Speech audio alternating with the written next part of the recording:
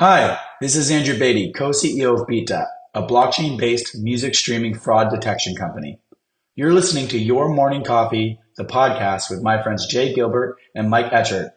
Weekly music news for the music business. From Billboard, with label layoffs, will artists get dropped? From Chris Castle at Music Technology Policy, Blake Morgan and #IRespectMusic return to Washington for the American Music Fairness Act and #MusicFairness. And from Music Business Worldwide, so maybe don't bet your house on Universal Music Group and TikTok reaching a deal anytime soon. Well, that's an interesting, provocative title for a story. And we will talk about that and other things on the podcast. We're glad you're here, and we're going to start the show right about now. Stand by for transmission. This is London calling. Wake up! The revolution is at hand! Your morning coffee is on the air. On the air. On the air. On the air. On the air.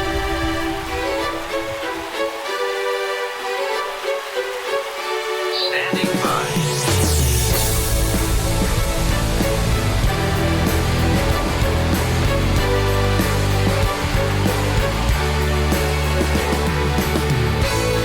Your morning coffee, the weekly music news for the new music business. It's the highly curated, agitated, advocated, moderated, and liberated digital music information that you need to know. We are your digital music authority. And now from our studios in Hollywood, California, here's your hosts, Jay Gilbert and Mike Etchart.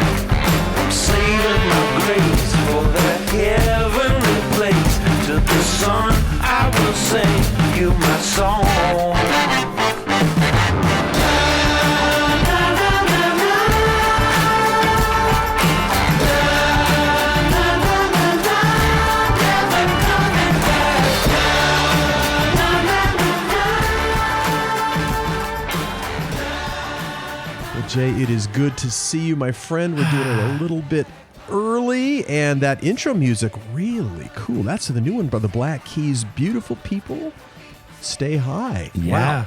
Isn't that cool? Very cool. I had the pleasure of interviewing Dan and Pat from Black Keys for the Behind the Setlist podcast.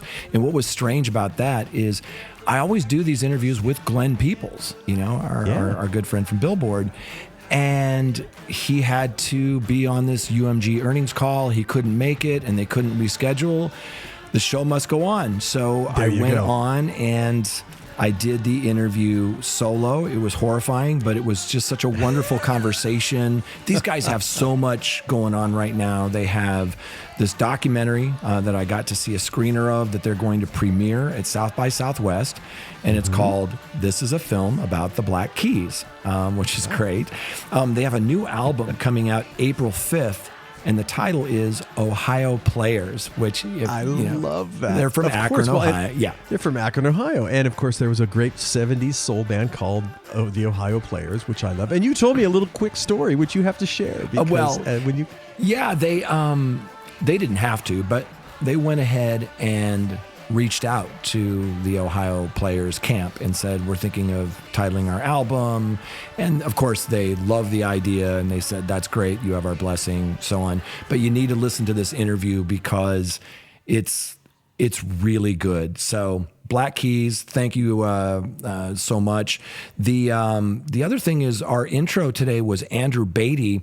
He's the co-CEO of BeatDap, and I misspoke on one of our podcasts and when we had Morgan Hayduck on, who we think is really super cool, and he's the co-CEO of BeatDap alongside of Andrew Beatty.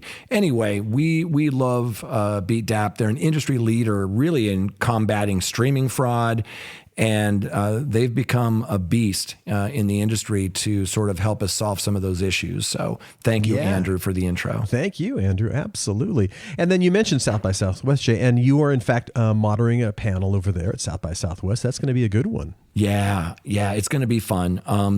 The panel I'm moderating is called The Evolving Landscape of Record Labels for Artists. And you remember the band Hanson.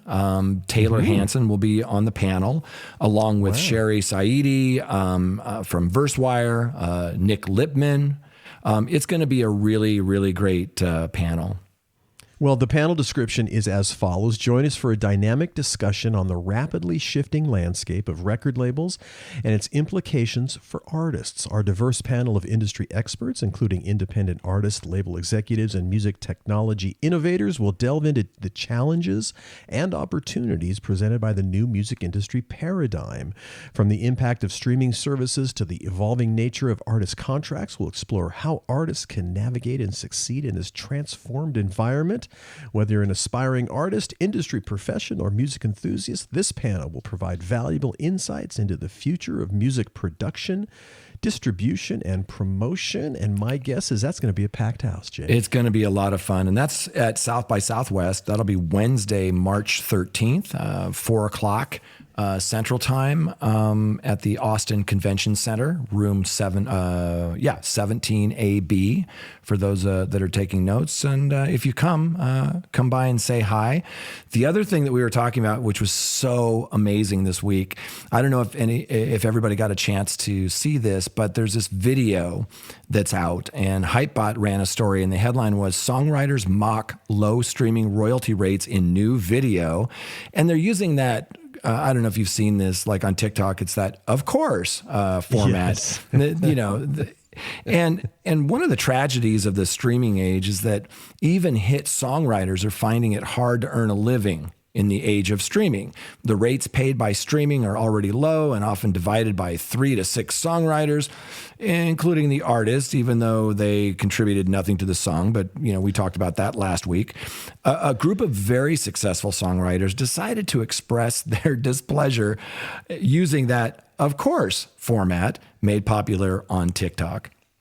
Yeah, so on that video is Bonnie McKee. She worked with Katy Perry and Britney Spears. She's joined by Jay Hart, who's worked with Cher and Troye Sivan. Taylor Parks, who's worked with Ariana Grande, Panic at the Disco. Autumn Rowe, who's worked with John Batiste. Jax, who's worked with Weezer and Big Freedia.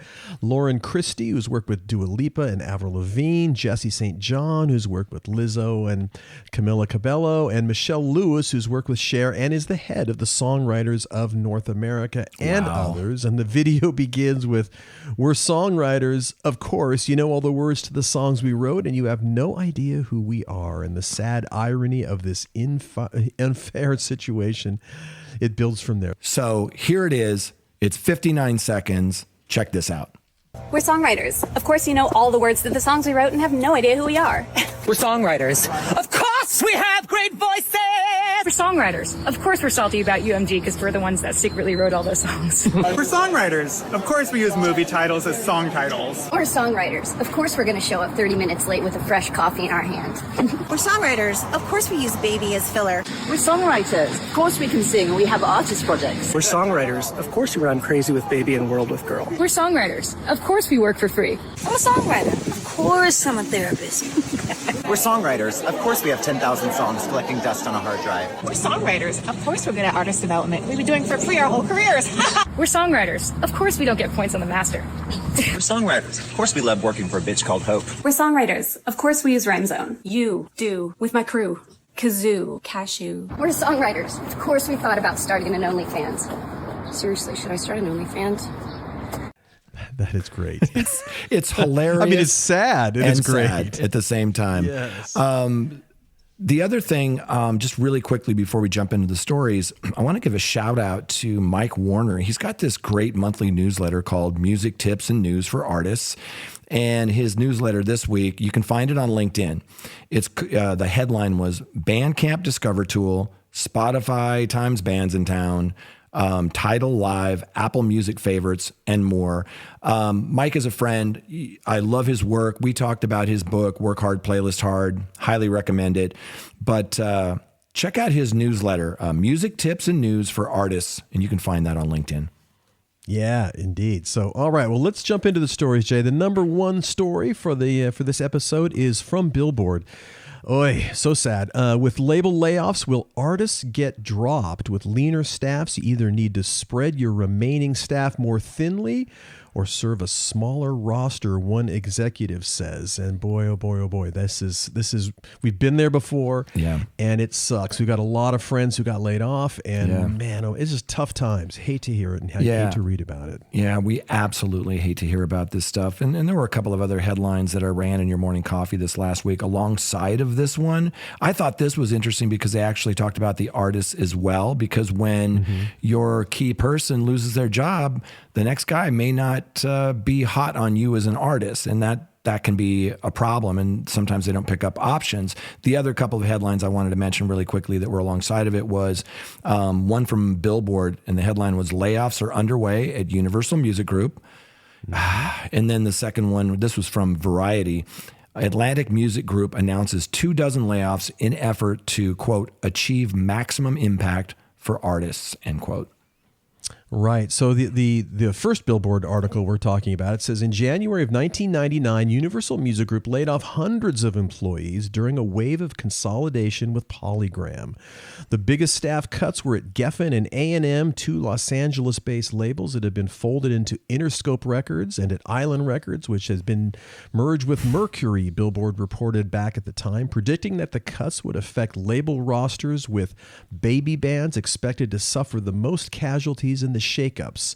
In an interview with the New York Times, one artist manager described the impact of the merger on his band as if a car got shut off in mid-gear. And that was back in 1999. You were there, and I joined shortly after that, and I remember these stories well. I do too. So roughly 25 years later, UMG is expected to cut hundreds of jobs to create efficiencies in other areas of the business so we can remain nimble and responsive to the dynamic market, according to a January statement from Universal Music Group. Warner Music Group has announced layoffs as well, more than 800 people in 2 rounds over the last 12 months. Yeah, on Monday, Warner Music Group labels Atlantic Records announced additional cuts of about 24 employees we just touched on, primarily in the radio and video departments. Sony Music is also expected to trim staff, according to sources, but a rep from Sony declined to comment. So these cuts herald a leaner approach to the major label business, and some talent and their representatives are worried about how this will impact their future. Sure. Artists are going to be upset, says Mike Begane, who was head of curation for Spotify, then worked at UMG as a global executive VP of music strategy and tactics until last year. He said the teams that artists signed up for and have been going to battle with will all be gone. This is going to impact the managers and the remaining label staff who are already spread too thin.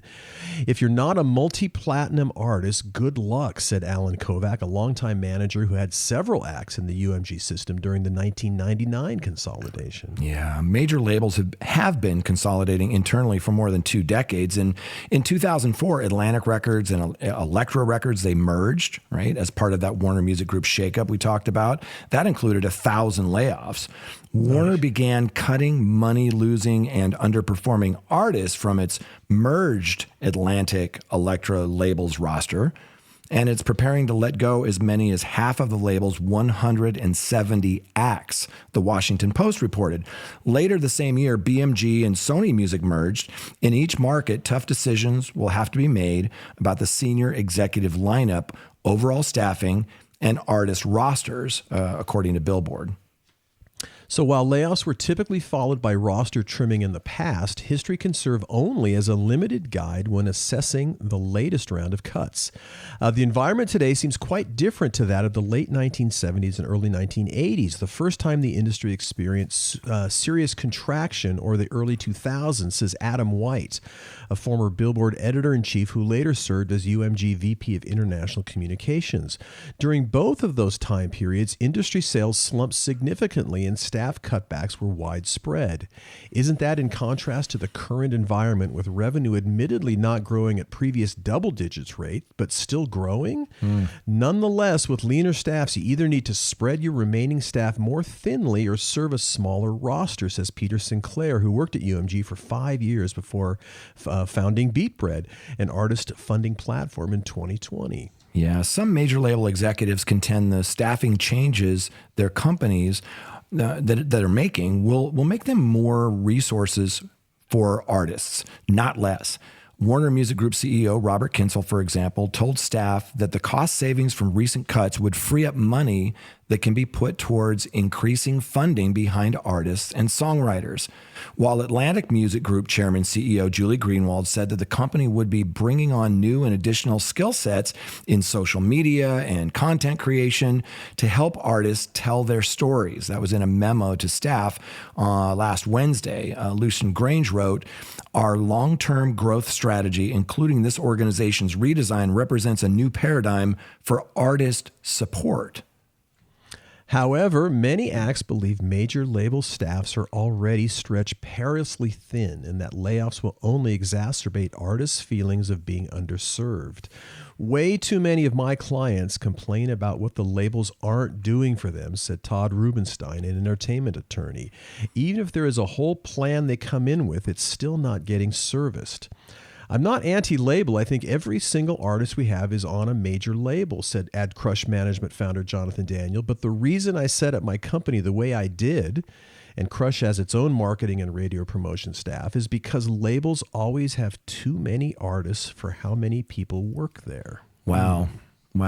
That said, when employees are laid off or leave to take another job, some artists will lose their internal advocates. And that's what we were talking about a moment ago. Executives believe it's likely that there are acts in the UMG system that won't have their options picked up after the layoffs because no one inside the building will fight to keep them.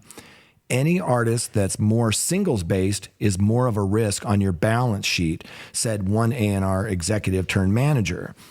They want artists that have sticky fan bases that will be there and support them when they don't have a hit. Nick Stern, another longtime artist manager, is fond of saying there's nothing better than being a top 5 priority at a major label and nothing worse than being 20 to 50.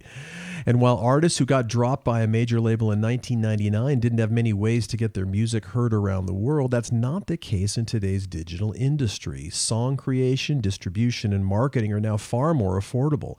As the majors' gatekeeping role shrinks, artists have more options, more leverage, more control, and more creative freedom, Sinclair says. If you're an artist and you get dropped by the majors, I'd recommend you take it for what it is, an opportunity. Well, that is a good way of looking at it. But, I think it's interesting because when I was kind of bounced out of the major label scene a while back, I remember talking to people that were still there, and it's like, congratulations, you still have a job, but you actually really have 2 jobs. That's right. For people that were still there. So I think, as someone in these articles pointed out, there's so much already where people were spread so thin. So now how does that work? And we don't know the answer to that, but I think like a lot are saying, it really is sort of treacherous if you're a band kind of on the cusp, right? You're maybe doing okay, but haven't really broken through, and you may be on the outs after that. So it's unfortunate. And the spin that the executives are putting on this is that this is going to free up money to help us do more things for our artists. And let's just hope that that is the case.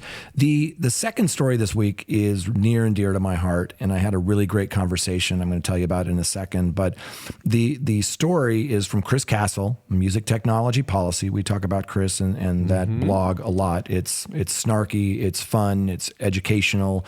And the headline, Blake Morgan and hashtag I Respect Music return to Washington for the American Music Fairness Act and hashtag Music Fairness. So Blake Morgan he's just a great guy. He's a flamethrower. He's also a very good singer-songwriter. I happen to like his music very much. It's very right down in our wheelhouse. Super melodic.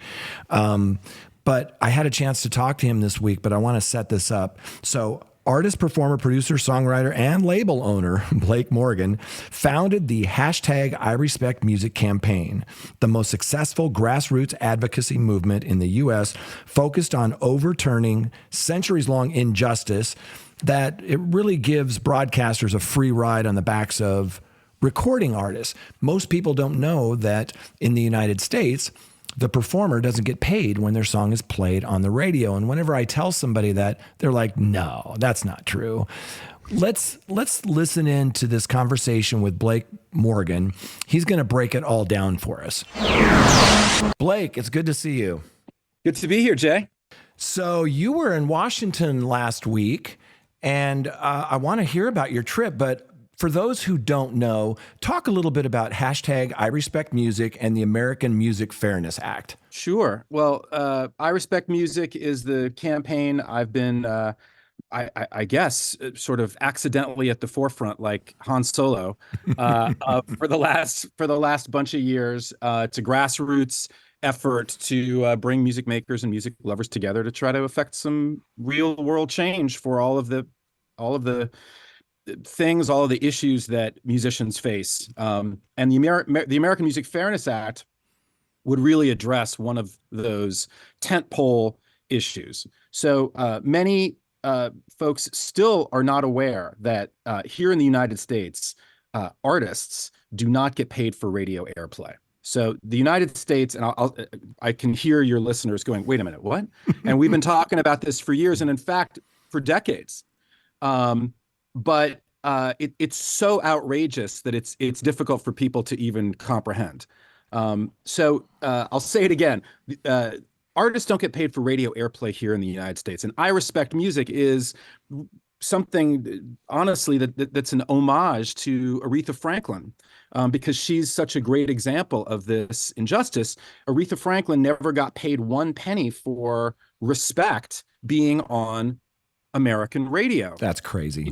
She did not write the song. Otis Redding wrote the song. Songwriters do get paid in the United States for radio airplay, as we should. Not as much as we should, but as we should. But the recording artist does not. And the United States, in fact, is the only democratic country in the world where this is the case. Okay? The only democratic country in the world where this is the case. The only countries that share the United States position on this issue are, ready for it, Iran and North Korea. So we've got Iran, North Korea, and the United States over here, and we've got everybody else over there. It's just embarrassing. It's wrong. Yeah. It lacks virtue, and I'll also say, this has always been the case, right? So it's not like this is a new injustice. Right from the beginning of AM, FM radio, artists have never been paid for their work. It's a far-reaching injustice. It's personal for me. My godmother was the late, great Leslie Gore, and I produced her final record. I miss her. She, of course, is best known for her iconic hits, You Don't Own Me and It's My Party, two great songs that she happened not to write. She was an accomplished Academy Award nominated songwriter in her own right, but she never made any money from It's My Party or You Don't Own Me and all of her other hits being on the radio. And I know how much more music she could have and would have made had she simply been paid fairly, like musicians are around the rest of the world. Yeah. So who opposes this bill? It seems like this should be a no-brainer. This makes perfect sense. What's the opposition?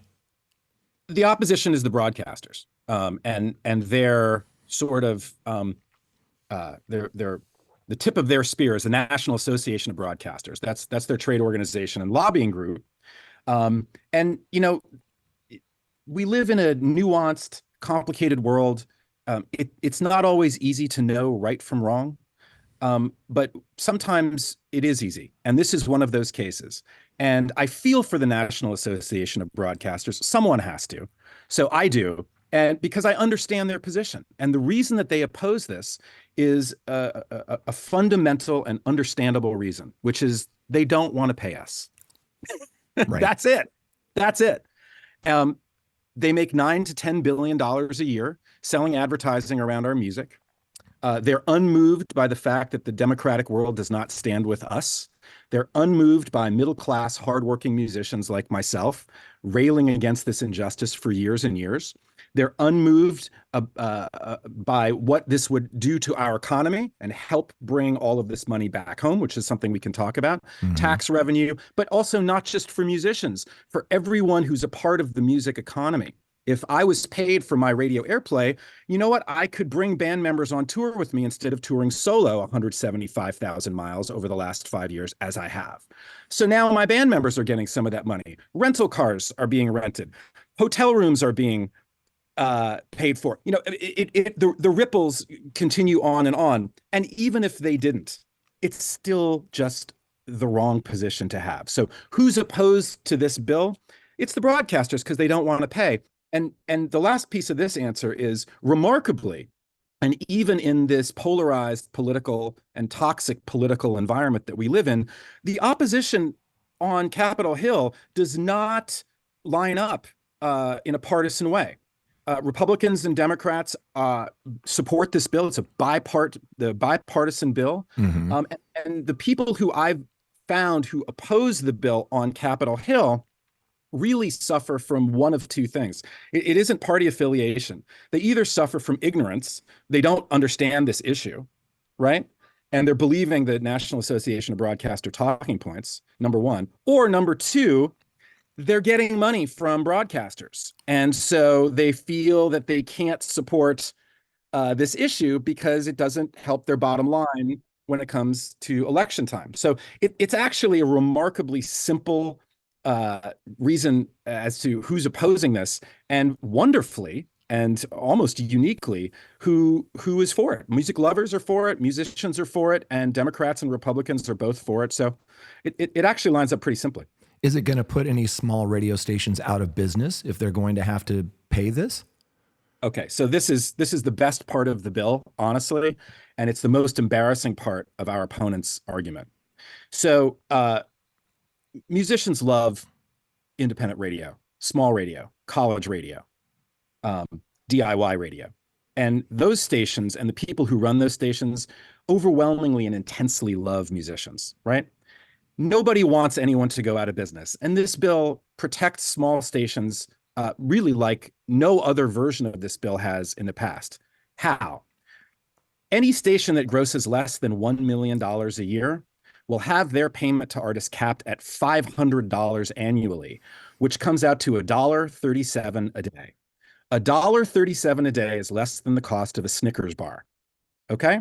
So what this bill really does legislatively is it says big corporate radio conglomerates must pay their fair share, like everyone else does around the world, to the people who make their only product, musicians. Okay? Small stations, however, are going to get a carve out, right? $1.37 a day is going to be the cap for any station that grosses less than $1 million a year. How is that not cooperative? How is that not virtuous? And how is that not productive in trying to get this bill passed, right? Yeah, less than a cup of coffee, right? Way less than a cup of coffee. So it's going to have a ripple effect in a very positive way if this happens. Talk about how the passing of this bill would affect payouts in other countries. Okay, so this is another really important part of this. I'm glad you asked the question. So here in the United States, because we don't pay any artists for radio airplay, as a reaction to this absurd position, the rest of the democratic world is now not paying American artists in their countries. So for example, Adele is a British artist, right? Adele doesn't get paid for radio airplay here in the United States, though she does everywhere else in the world. So now what Great Britain has done is they say, well, if you're not paying Adele in the United States, we're not going to pay Beyonce here in Great Britain. And the rest of the democratic world has joined in on this. So what we're really facing, in no uncertain terms, is a global trade embargo on the United States from the democratic world. Okay, again, Iran, North Korea, not bothered by this. Everybody else bothered by this, right? But what we have is that we have a de facto trade embargo on the United States. And if the American Music Fairness Act was passed, not only would American artists get paid, but British artists, French artists, Argentinian artists, Kazakhstani artists would get paid here in the United States as well. And that global trade embargo would be lifted, not only paying musicians fairly all around the world, but practically that would also be incredibly beneficial to the American economy. All those tax dollars would come home, dollars that we can pay teachers and firefighters with. So this doesn't make sense on a righteous level. It doesn't make sense on a foreign policy level. It doesn't make sense on an economic level. It doesn't make sense on just a stupid versus smart level. It's just one of these ridiculous things that we really need to fix. Yeah. And also, we're all focused on the emergence of AI right now, right? This is something I heard on my trip to DC just last week. Understandably and wonderfully, the music world is up in arms, as everyone in the arts is, about the emergence of AI. AI, which essentially threatens working artists, because what AI does is it scrapes our work in an effort to re-render it without our permission in a fake way, whereby we don't get paid and the person who has re-rendered it then profits from it. And of course, this is intolerable, and everyone understands it is. But what AM/FM radio has been doing for 100 years is exactly the same thing, except they don't re-render our work, they just take it. Where else in our free market economy can your work, can your property, my intellectual property, be taken from me, monetized for billions of dollars without my permission, where I don't get paid? And it's important to note, I don't have the right to tell radio stations not to play my work. They're allowed to take my work without my permission, monetize it where I don't get paid. This is exactly like AI, except it's even worse, because my work isn't being re-rendered into something new. It's just my work. So where can people learn more about what you're doing, learn more about the American Music Fairness Act, #IRespectMusic? Where should they go? You can go to irespectmusic.org, and you can also go to musicfairnessaction.org, which is a new kind of action site, grassroots site that Music First has set up. And each of those, they're very similar, but they're basically all going to have, each of those sites are going to have information about the bill, information about the issue, and steps you can take to join the cause and take some action.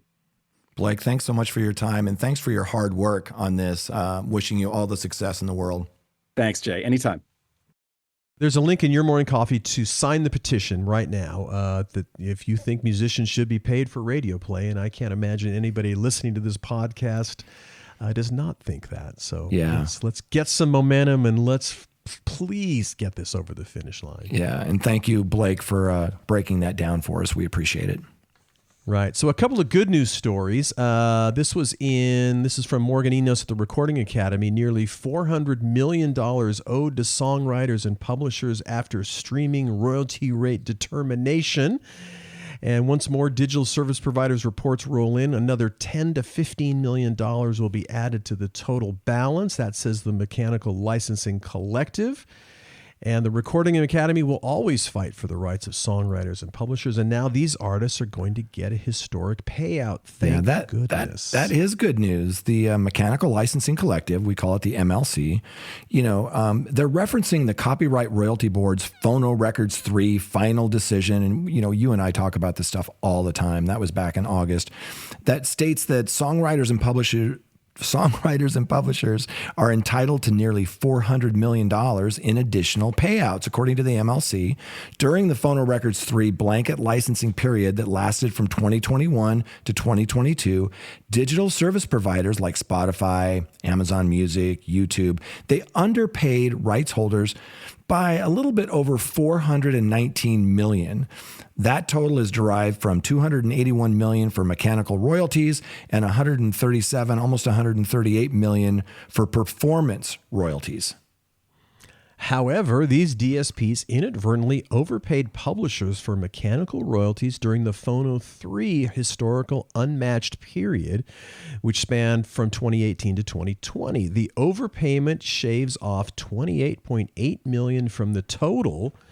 This is a lot of numbers, a lot of big numbers, down around $390 million. The MLC clarified that the amounts are estimated and may change based on clarifying calculations. We are extremely pleased that songwriters and music publishers finally will receive the over $400 million they are owed in mechanical and performance royalties from the 2021 to 2022 period, says NMPA President CEO David Israelite in a statement. Yeah, he also added, our appellate win upholding the rate increase we achieved in 2018 will finally net music creators and copyright owners the windfall that they should have received years ago. This is encouraging and validating news for songwriters to be paid what they're deserved, added Susan Stewart, Senior Managing Director, Songwriters and Composers Wing. We applaud the MLC for their continued efforts to match these royalties to the appropriate rights holders. Yeah, so for a full accounting of the adjustments from the individual DSPs, visit the MLC website and keep watching recordingacademy.com for more news on music people's rights. That is some good news. And yes, Jay, sir. Before we get into our third story, what do you say we thank our sponsors? Because, oh my goodness, we couldn't do it without them. I'm glad you Your remembered. Morning Coffee I always remember.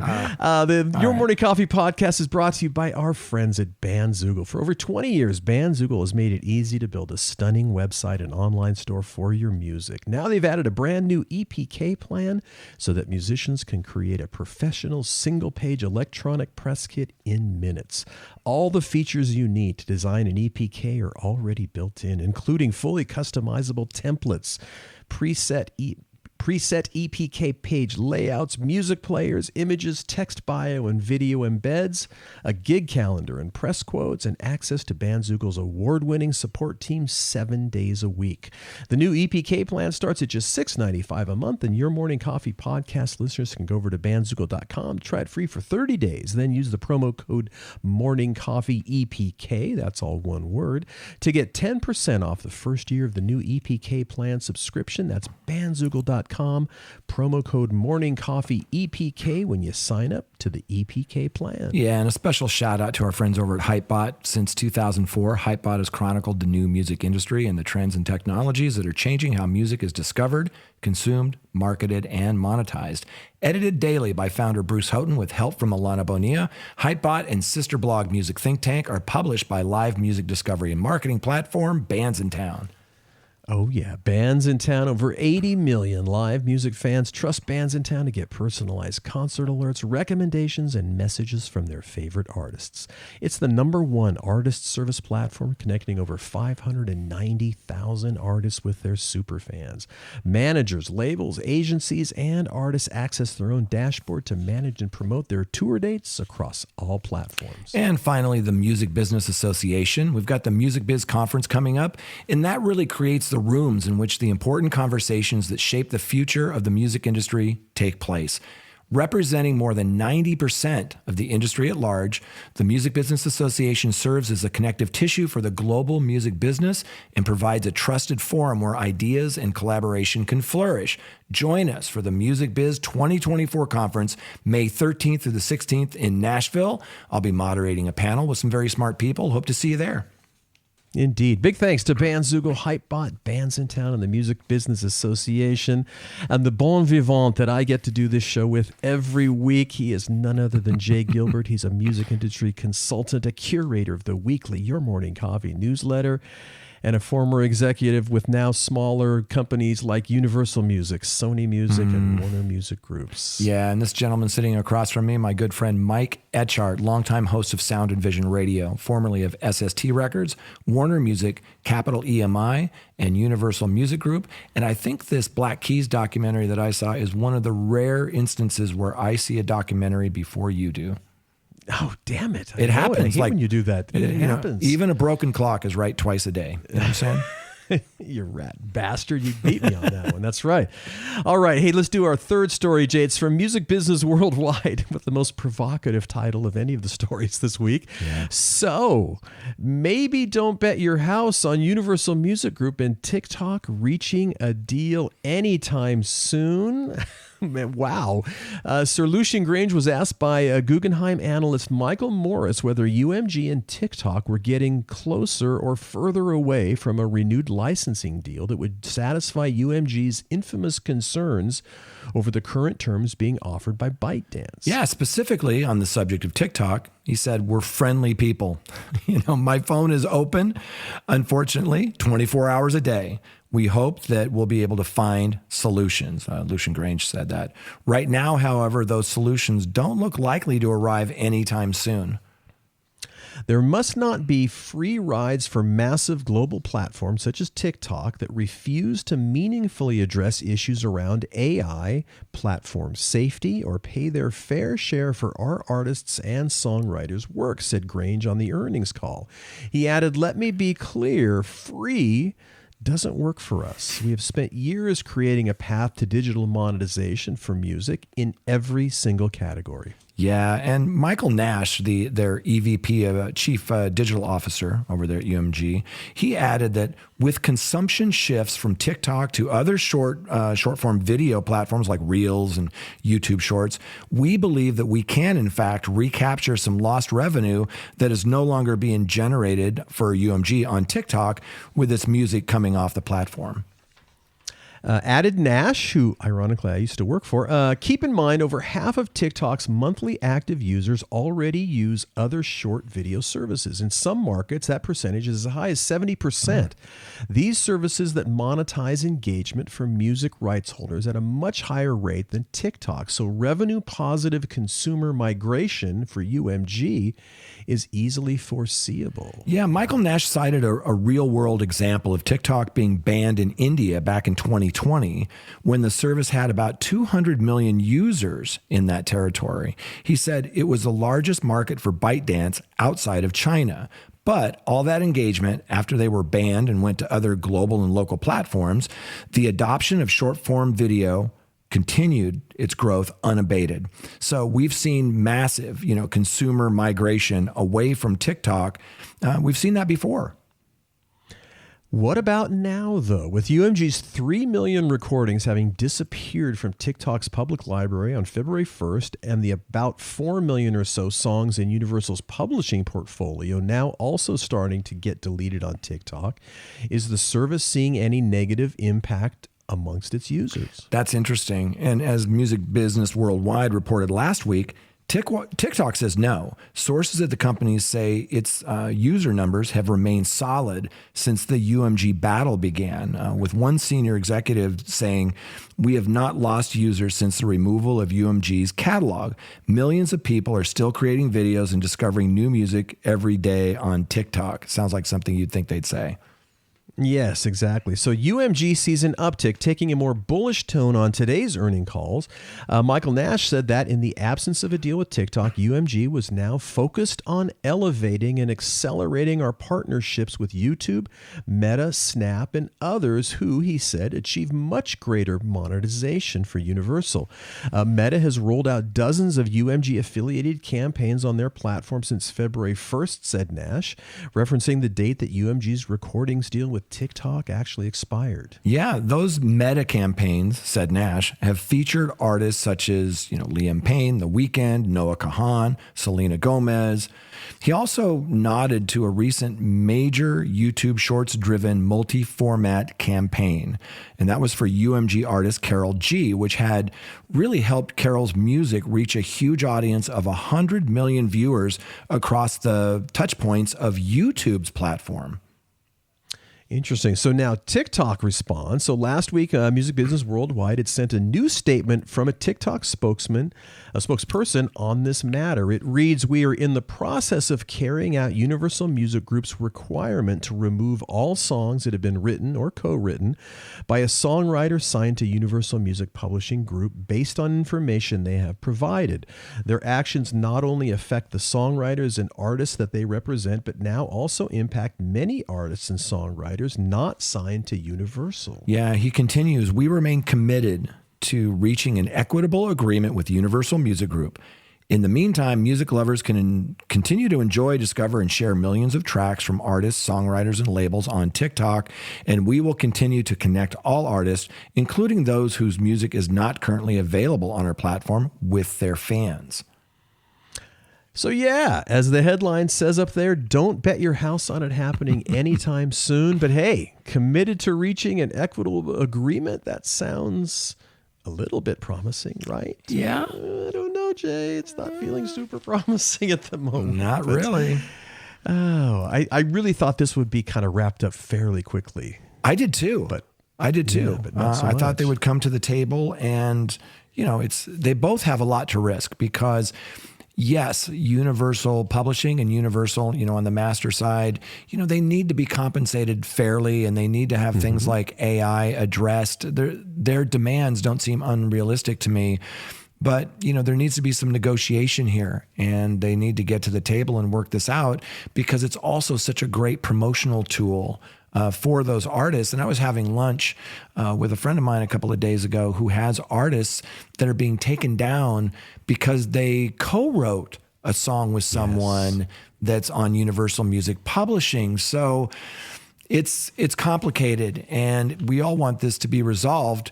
So it's fair on both sides, and we continue the promotion of these artists.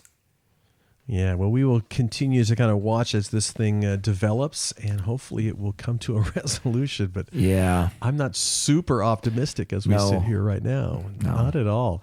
Anyway, it's time to wrap up the show. So we want to say if you enjoy our show, please tell just one friend. Certainly Jay and I would appreciate that. And we want to thank our sponsors. Big thanks to Bandzoogle, Hypebot, Bands in Town, and the Music Business Association. And of course, big thanks to you, the listener. Jay and I, it is not lost on us. We appreciate all the kind words that we get from everyone, and the fact that you spend a little bit of time listening to us yammer away. So on that note, we want to say big thanks and have a wonderful week, and we'll be back next time on the Your Morning Coffee Podcast.